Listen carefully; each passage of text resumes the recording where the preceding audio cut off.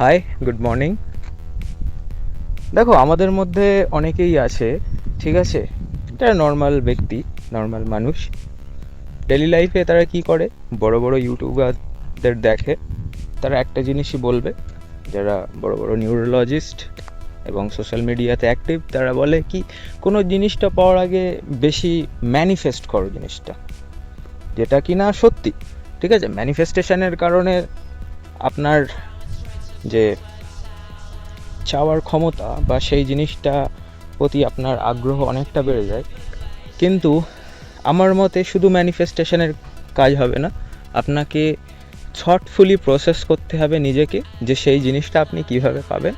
তো সববার আগে আপনাকে সোয়াট অ্যানালাইসিস করা খুবই দরকার যে কোনো জিনিস পাওয়ার আগে। সোয়াট কি? ফার্স্টে এস ফর আপনাকে স্ট্রেংথ ফাইন্ড করতে হবে, ঠিক আছে।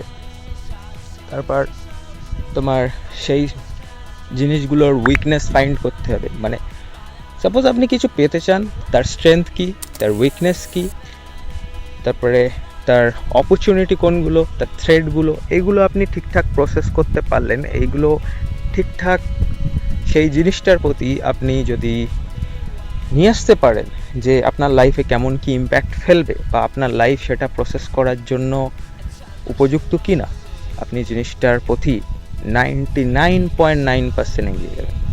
ঠিক আছে, তো স্টে টিউন, ভালো থাকবেন, টাটা।